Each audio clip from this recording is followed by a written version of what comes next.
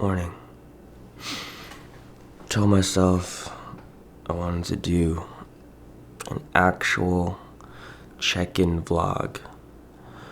Kind of like when scientists or explorers or something just kind of look in the camera and tell you their update in life or what's going on. Day 47, I did this and that, and now it's at this stage. Just what a true vlog really is. So no fluff, no major editing, nothing, no B-roll. Maybe sometimes I'll add some B-roll. But I also said I wanted to do this early in the morning because I don't want to overthink like how I look, even what I'm saying. I want it to be as raw and authentic as possible. So yeah, that's that. Let me get a sip of this. Lately, what I've been doing is having coffee with honey. It's kind of my thing. Well, not lately. I've been doing this since I went to Columbia.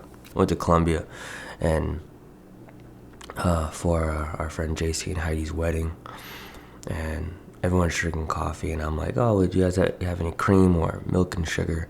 And there was none to be found. So they said, no, we use honey. I was like, oh, I've never done that before. Tried it, kind of fell in love with it, and that's all I do now. Black coffee with some honey in there. It's nice. Family's doing okay. Last year was really tough at the end of the year. A lot of family things going on. But through it, I think it made Borchin, Bodie, and me a lot stronger together as a unit. We haven't been able to travel as much. I guess when I say travel, what I mean is like to new places. We've gone to Georgia, we've gone up to different places of Florida, but we really haven't been able to travel as much. The last like major thing that we've done is Denver, which was a really great experience, but we haven't really been able to, mainly because we're just trying to get our finances in a place where it's good to travel and also still be able to come home and be okay. Not to say that we're really bad either. We're just trying to be responsible. It's difficult in this time of life in the world with this pandemic, honestly, because the way that we fuel our life financially is through our business, and our business is content creation business, photography and video and creative direction and consultation. So we work closely with brands, and we work closely with businesses. And through the pandemic, we've lost a lot of clientele. Marketing budgets are just not really there for a lot of companies. Also, a lot of companies realize that they can save a lot of money if they do that work themselves, which is a scary but very honest reality as far as for business. And I'll try not to talk too much about business because I could talk about it all day. I do find social media and content creation and just media, creative media in general, storytelling, I find it fascinating.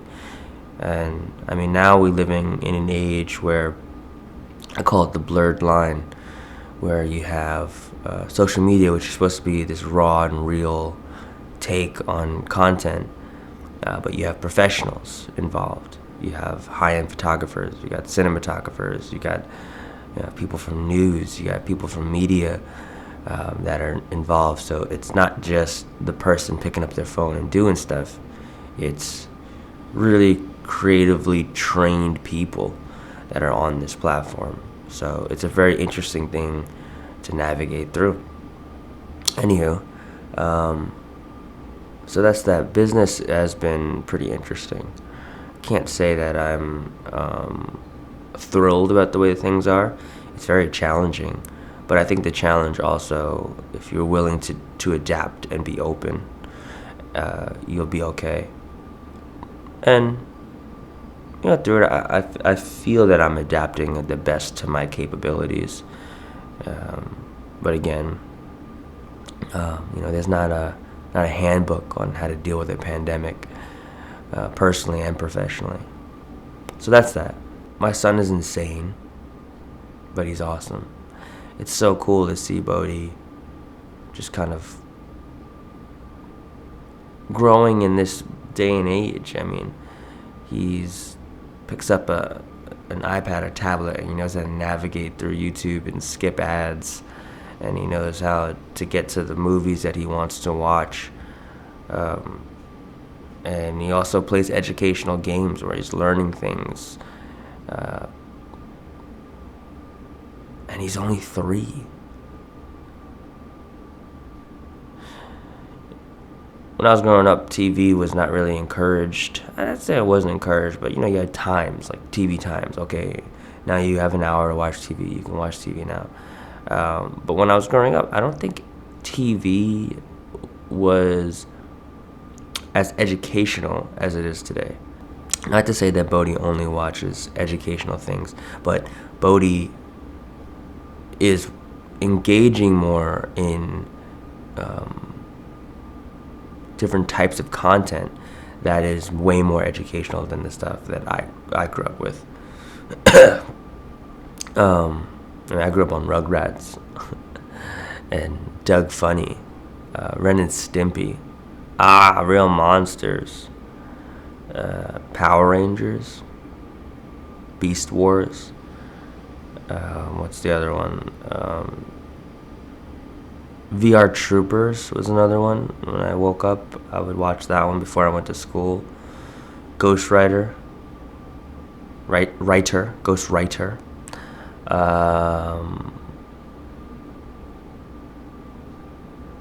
Sailor Moon. I think Sailor Moon would probably be like the first anime I ever watched, even though it was in English. But animation-wise, it was definitely anime style. I could be wrong, but yeah, that's my take. Dragon Ball Z, Pokemon. I mean, great stuff. I can't really say that it's like educational growing up. I think the educational things I had was like Sesame Street, and I did not like watching Sesame Street. Mr. Rogers, but now these kids, they got like 3rd generation Blues Clues, and Josh is Filipino in Blues Clues, which is awesome. Anywho, Bodhi's dancing a lot. Definitely, it's interesting because in dance, he's a very free spirit. He just wants to do his thing. He's not like, you can show him moves and he'll do them, but when it comes to the music, he feels it. I hope he kind of gets into choreography as well, like his mom, because it'd be really cool for him to have that hybridness, to know the two worlds of like, structure of thought and performance, and then just kind of freedom of expression. Right now, he's definitely heavy on the freedom of expression thing. In life, though, he's like his mom, for sure. He's very like structured. Like if he goes to the bathroom, after he goes to the bathroom, he has to wipe. He has to put his underwear on first, then his pants. Then he has to wash his hands front to back, make sure he does his thumbs. He has to turn it off. He has to clean up, and then he has to dry his hands. Like if it's not done in that order, he gets very not happy with me. He loves to do the dishes. What else does he do? He loves cleaning. Definitely his mom. Not to say that I don't love cleaning, but I don't love cleaning the way that my wife loves to clean. I am very fortunate as a person with someone with ADD. I couldn't even say that because of my ADD. I am very fortunate as a person with ADD to have a wife that is OCD and loves to clean. It's a very ODD relationship that we have, but she loves to clean, but she's also things need to be in order for her. It's very interesting. And I'm very fortunate because for my brain to operate, which is something that a lot of people don't really talk about with ADD. A lot of people think that ADD people are just like messy and throw things, which is true in my life as well. I forget a lot of things, and Borchin has to pick up after me sometimes, and probably a lot of times, and she has to put up with that, you know, me forgetting or not remembering. So, and I know it's frustrating. But what was I saying? But what people don't actually talk about with people with ADD is that they operate better when they have a clean space. I found this out in college because my room used to be a mess. I had a friend come into my room and say, "So, where do you sleep?"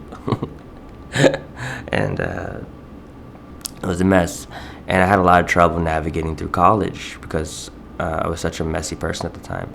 So I think it's when I stumbled upon minimalism. Not to say that I'm a minimalist, I'm a practicing minimalist, meaning I'm always trying to be as simple as possible or essential as possible, but I definitely am naturally a materialistic person. I like stuff, I like nice stuff, and I'm not ashamed to say that out loud. But I've learned to, when you get things, invest in things that you really care about, not just random everyness of stuff. I don't even know if that's a word. So when I stumbled upon minimalism, I realized I can operate so much better when I have less stuff, and when I have like a clean and open space in front of me to think. And it's kind of like my brain. I realize my brain is just like that. My brain just operates so much better when I'm have less clutter, whether it's physically in front of me or internally in my brain. So it's kind of representation, because sometimes stuff really does represent your mind, things that you want, desire, things in front of you, how your mind is operating. But if you have less stuff, you have less to think about. So my wife and I are always decluttering, and that's an area we actually we agree on, is minimalism and decluttering and being essential. Like if you look at my house, everything's labeled, everything's within boxes, so you know where it goes. So yeah, it's a thing that people don't talk about with individuals with ADD. For me, I actually like when I work in my office and I'm editing, I have a lot of trouble just sitting down to edit if my desk is a mess. I make a mess, but then when I'm done, I try my best to clean it up. Same with the kitchen. I like last night we had a production. I had class, so I was in acting class, which I'll talk about that maybe later. I was in acting class, and that lasted to like 11:30, and then 11 o'clock, and then I cleaned up, and I set up this setup for the shoot, because I also have work with this shoot today. And then I was about like maybe midnight, so I just didn't get a chance to clean. So as soon as I'm done with this, I'm going to do the dishes. But like I'm looking at it right now, and it's driving me nuts that it's even there. Because I like waking up to something clean, and it helps me and my brain operate in a different way. So if that's you, whether you have ADD or not, try it. Try to be more minimalistic, more essential. Try to have less stuff, and see how much more quality of life that you have inside and outside. I mean, really, it's pretty interesting, because stuff, usually what it represents is it's a moment.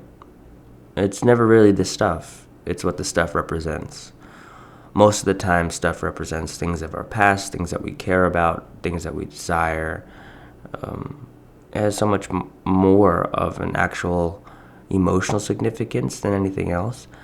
And when you can start to let go of those things, you start to realize you can let go of your past, you can let go of your anxiety in the future, you can let go of the things that you feel really mean something to you. And be less about those things and more in the present. Now, that's not to say, because what I'm about to say is very hypocritical or, yeah, whatever. I do love stuff. But I realized in finding the balance between loving stuff is also loving the stuff and owning the stuff and not letting stuff own you. That's what's important. It's crazy the things that you hold on to. My wife and I have a bin underneath one of the beds, and it's like a little box, and it's a memory box. It's the things that we hold on to, like yearbooks, pictures, things that mean something to us, but we don't hold on to them. And it's like around the house. It's like we come back to it, we have our moment, and we put it back away. And I know a lot of people struggle with that. So, yeah, take some time, study minimalism. Again, I'm not a minimalist.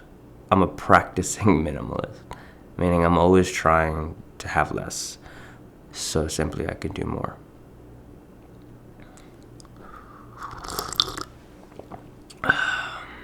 And doing more, that's also a struggle too. Because I have ADD, I'm also one of my greatest strengths and greatest weaknesses is inspiration. My greatest strength is that I'm easily inspired, and my greatest weakness is I'm easily inspired. So I can watch something and I can see passion and I can see, a love for a craft and how it really affects the world and makes people happy, and I can fall in love with it. And then I say, you know what, I want to do that. But I'm such an intense person at times. I don't like to just do something to do it. If I do it, it's because I really want to own it. I want to learn it. And any craft I've ever taken on, I don't know how to not be intense. So yeah, that's the problem, is I do more, and then I end up having more in my life to juggle, which is very opposite to what I was just talking about. But one of the things is I absolutely love all the things that I do. I can't say that I'm I guess you could say most of the things that I do, I'm invested in it. I don't know if I can say they are all on the same level of passion, meaning how much I love and will dedicate myself towards them. But each craft that I do,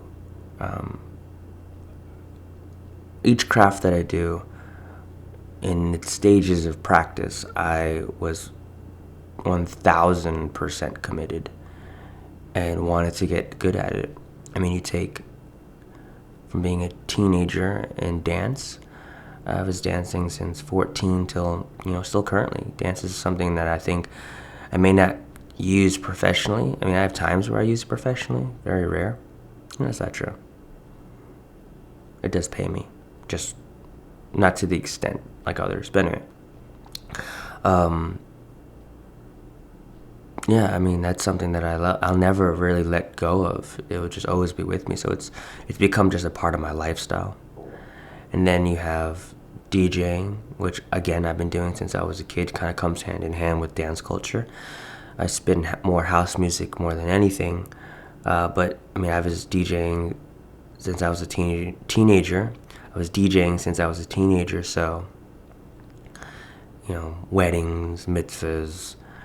Even though it may not be, underground music, I still love the concept of rocking a dance floor, making people happy, making people dance, bringing people together. It's still a great experience. I don't do special events DJing anymore. I don't even do open format anymore, but I still love it, even if it's not necessarily my forte or fort. I don't know, I watched the movie the other day and I heard that it's not forte, it's just fort. Don't know.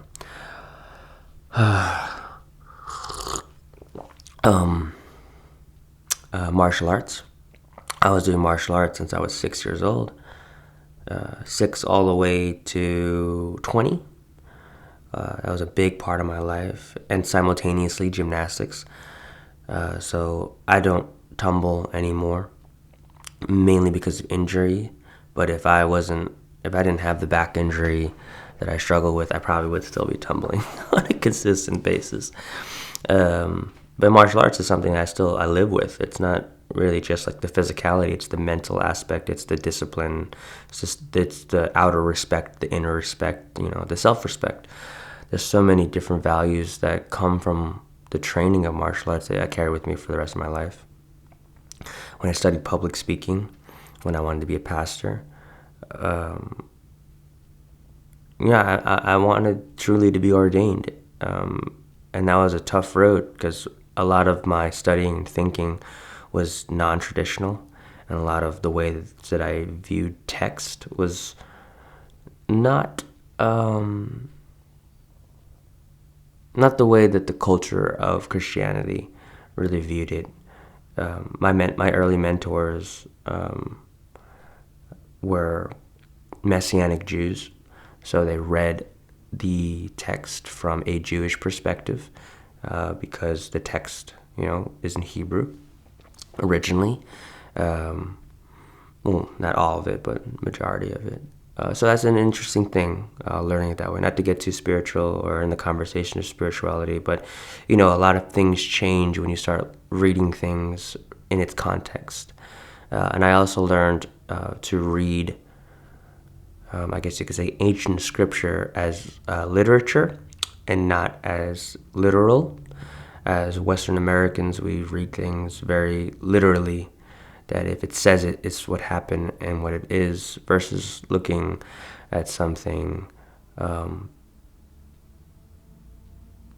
for its poetic context, or if it's a letter, you read it as a letter. Who is it to? Where were they? What group of people were they reading it for or writing for? What was that person's backstory? Where did they come from? Really trying the true context, which is interesting. All that studying actually helps me now in the realm of acting, of really breaking down a script and finding like the thing, the root aspect of it. But yeah, just talking about it, it's so fascinating, so interesting. But I went on that journey to really dive into that world. And, I think I was on a series, 16, 17, no, 15, 16, 17, 18, 19. Yeah. 4 to 5 years as far as like dedicated towards, the journey of being a pastor. And within that, public speaking and learning the craft of public speaking, because although you might see people spiritually as they talk, there's still an underlying craft that exists within it. It's an art form. Sermons are an art form. It's a beautiful art form. And I really wanted to know what that was. So I dove into it head first, and still to this day love it. Even now, as I study the craft of acting, which is kind of like the new thing these days, and I absolutely love it. You don't want to talk about a spiritual craft. Acting is a spiritual craft. I could go on for days about it, but anyways, I really did take the time, because I wanted to take the time to learn the craft of public speaking, of the craft of sermon, the art of the sermon. And simultaneously, my studying was genuine. I really wanted to know contextually what ancient scripture was saying. And I think it brought me to a really healthy place in my life spiritually, but also I'm healthy in a way that it doesn't gain me points to go anywhere else, but it helps me be here fully and present, and it allows me to love my friends and my family more, and to put what really matters as priorities. That meaning my relationships with myself, with those immediately right in front of me, and those around me, and again, just being truly and honestly here. But I say all that because not to like over preach, but probably too late, because it's just kind of natural.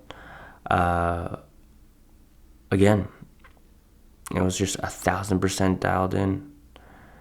Same thing with community. When I did House of Drums, that was like my baby. House of Drums was a way for me to express myself as a DJ, but also to really take something that was in my heart and put it out to the world. So that was, I was inspired by the events that I grew up with, from dance events, like, underground dance events, that you would go to Funk Box, New York City, Fort Greene Park, Soul Summit. You're talking about the Shelter. All these events, plus Catalyst in Miami. All these events that have inspired me to become a better person within my youth. I wanted to, with my friends, I wanted to bring that within a different light, bringing kind of club culture to the youth, so that they can really have that experience of just letting go, not thinking, having a community around them, being in a cipher of various and diverse people, where you're going through stuff, but you don't realize that the person in front of you that's dancing just went through a divorce, or is battling some sort of health issue or family issue. And then later on in the conversation, oh man, you killed it, you did so good. Yeah, man, I really needed this. Oh, what's going on in your life? And then boom, they drop it on you. I mean, that's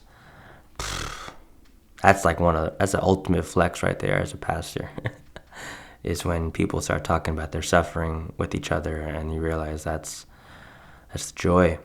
When in our brokenness, here we go again. I'm just preaching. I'm sorry. But inside, it's just who I am. But anyway, yeah, drums was something I really cared about. I did it 1,000%. And then, just talking about life. Once my son was born, when I got married, I wanted to, take my marriage seriously. And I cut myself off from a lot of things so I could be present in my marriage.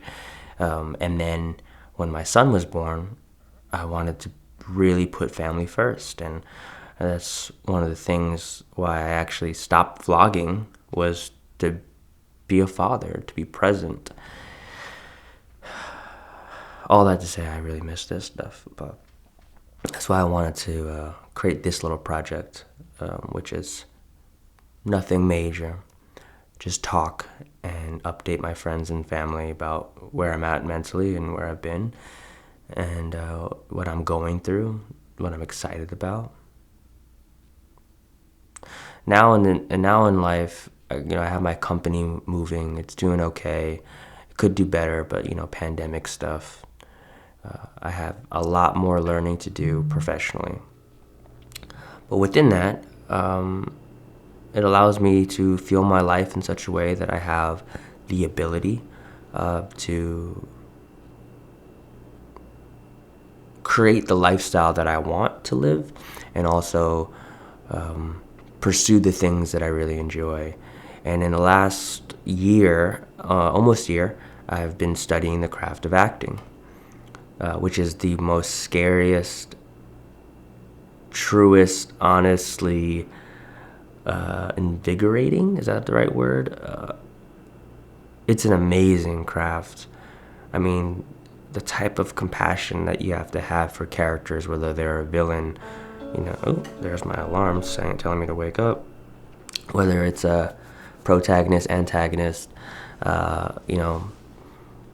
supporting role, you really have to know where that individual is coming from, and that really stems from compassion. You can't judge them, whether they're right or they're wrong. Truth is, like, characters make decisions in life, and you have to understand why they would make those decisions. So you really do a deep dive study into humanity. This craft is amazing. And then simultaneously, while you're looking into other people's lives, it really pushes you, and it opens you up to really analyze your life. And because when you try to bring a thought forward, it's not just a performance. It has to be true and honest, because the audience can pick it up. So your goal is to try to be as authentic, emotionally, intentionally, in the moment in relationship to a script. So I feel like so much of my life training has brought me to this place where not to say that I'm a pro, because I have way more to learn, but I get it. I can understand this craft, and it's absolutely beautiful. So that's where I've been at. I really am enjoying it. It's also very scary. It's also different to navigate through the world of creativity as an Asian American. One of the areas I struggle with, which is, me looking inside of myself, is, being adopted into America. I'm Asian, but I'm not Asian. Like, I wasn't raised culturally to be Asian. I barely even know how to use chopsticks, but I mean, Filipinos don't really use chopsticks, so that's kind of a void statement. But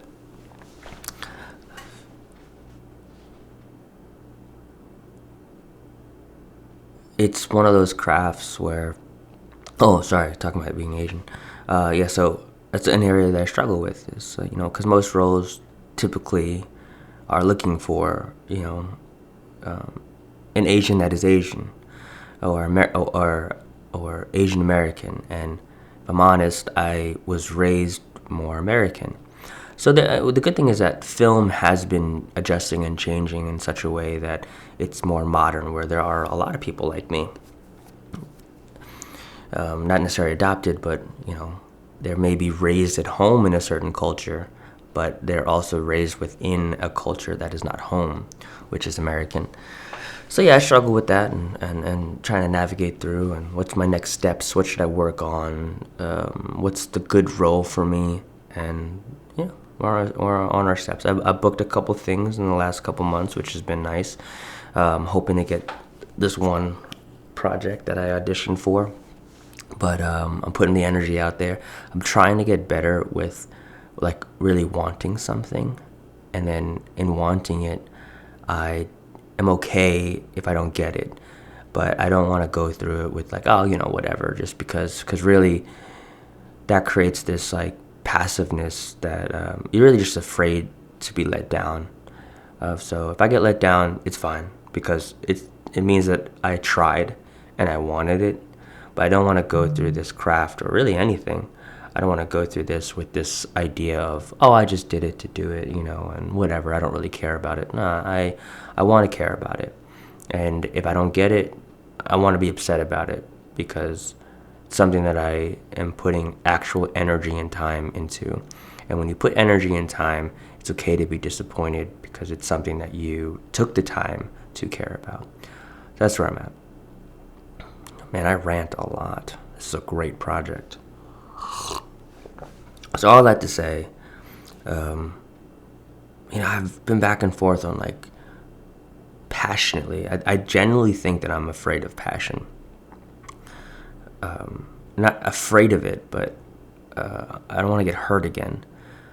When I was dancing, it's like all that I did. I wanted to do dance professionally, but the problem at the time is that there really was nothing professional within what I was doing. I mean, there was, like, an elite. There was definitely a certain caliber of dancers that were just on another level, but not like it is today, where dancers have the potential. I'm talking about competitive underground dancers have the potential to be sponsored and make money. It was just a different time that I grew up in it. But I got injured, and I wasn't really able to compete on the caliber that I wanted to. Even when I tried, I just kept getting injured. And a lot of that is just not having knowledge on how to, treat my body, my lifestyle, my mind as a professional dancer. I wish I had more resources and education on how to handle it. But past is past. I'm at a different place. So I've always felt like I've been afraid to be passionate. Again, all the things that I do them 1,000%. But, like, the commitment to it, I've also had this, like, slight little reserve, because if I'm honest, one of my biggest fears in life, I don't remember what book it's from, but I read it somewhere, but it's this fear of climbing a ladder and getting to the top and then looking and realizing it's leaning on the wrong wall. I've been there too. You work really hard and then you get somewhat to the top and you look out and you're like, this is not really what I wanted. I mean, I felt that way about DJing in a lot of ways. I really wanted to be like that guy, superstar DJ. And this is just me. This is not anyone else. But the more I dove into the culture of DJing, I didn't enjoy it. I enjoyed the traveling aspect. I enjoyed like the VIP-ness. I enjoyed the craft as far as people coming together, and having a space of almost escapism and also embracing life at the same time. I love all that stuff. But what I didn't like is I had to do it in a club. I had to get paid by club owners or promoters. I didn't like having to go get my paycheck in certain environments, and that's really difficult in Miami, more or less. Maybe if I was in New York or like San Francisco, it would have been a little bit different, especially with the music that I spin, but it wasn't something. So I transitioned my love for DJing to community. I really only DJ for community projects, things that I feel resonate with me as a person and me as an artist, helping people come up in healthy ways creatively, which is how I grew up. And that's how my relationship with the craft of DJing. So I stick with that. It doesn't mean I wouldn't do clubs. I just am not going to dedicate myself to that perspective. So anywho, that's some fear of mine, is working really hard and getting to the top and then saying, this isn't what I wanted. Kind of the same thing with being a pastor. It's not to say that I didn't want to be a pastor. I am still a pastor, even if I'm not active. I love helping people navigate through their transitions of life. I also love helping people come to a sense of spirituality and openness to the beyondness, that is what beyond us, and how we navigate and have a relationship with that. I still love that. I still do it every day. I just didn't like doing it inside the walls of a church. I felt that the idea of being a pastor shouldn't be to make the walls bigger, but it should be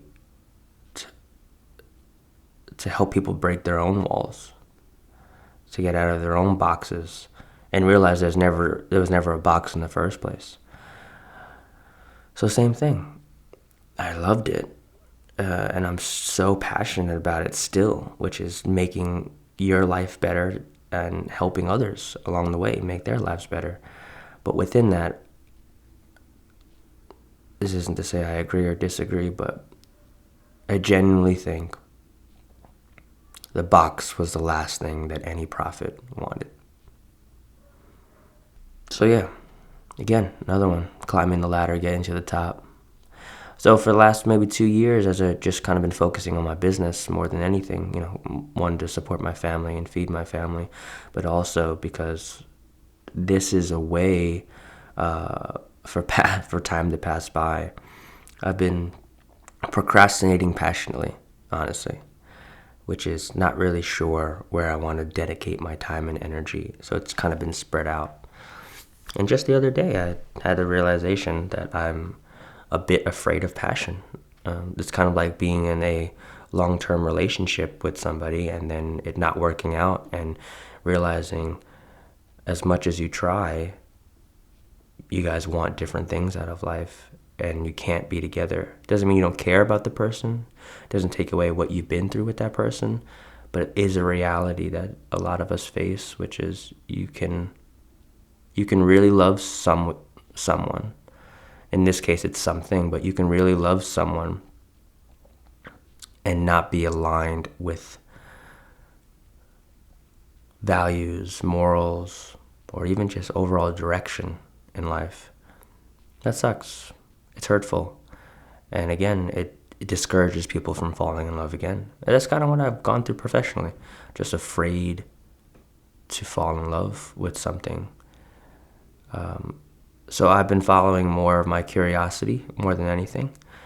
And one day I'll talk a long conversation about, how I got into this craft of acting. But I'm at this stage, at this point, I've always said that there's like a bigger picture with everything that I do. And I think that this is kind of helps me put everything together. I've been studying film since I was 16. When my parents put me in a BOCES program, which is a vocational school for learning video production. So I've been doing that in photography and creative media for years. I've just come to the realization I don't really love being behind the camera. I do love production, like the craft of filmmaking. It's the idea of collaboration creatively. It's amazing. It's beautiful. The ideas and just bringing people together. I mean, community will always be something that I harp on. But when it comes to bringing life to a project, man.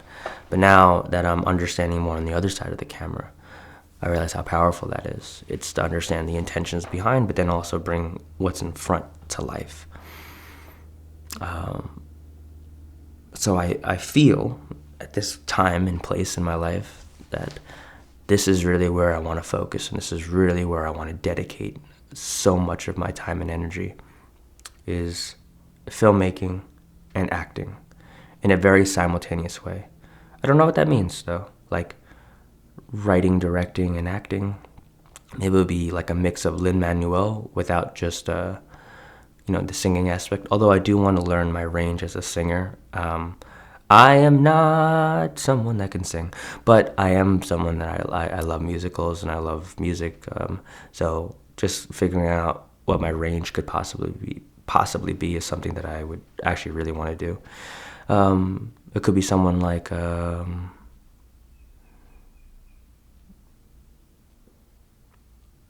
Jackie Chan who produces, directs, choreographs, and acts and stars in their own things. And then maybe there'll be moments where I'll be like the guy from The Office that did Quiet Place, where he directs something and he's in it, and then other times he just directs. Other times he just acts. Either way, the craft of filmmaking on either side of the camera is where I've been really dedicating my time. But in a new age, in a new generation, what does that mean within the world of content, with the beast of social media, simultaneously with the business of entertainment? And fortunately, unfortunately, the stories that really shape our lives is this. Whether it's on social media, whether it's on TV, or whether it's in a theater, or in some streaming platform, content in general plays a huge part of our lives. And it speaks to us. And I feel, as an individual, someone that's been a pastor, DJ, dancer, martial artist, and all sorts of this and that, this is a great career to dive into. And I really do feel that the work that I could potentially put out with my friends and also other professionals that I really do connect with, whether it's in front or behind the camera, I really feel like it could do something. I've been moved by films, and I've also been moved by vloggers, people that live a healthy life, people that try to live a healthy life, people that try to experience new things, that try to be adventurous. That's really where I'm at. So, cheers.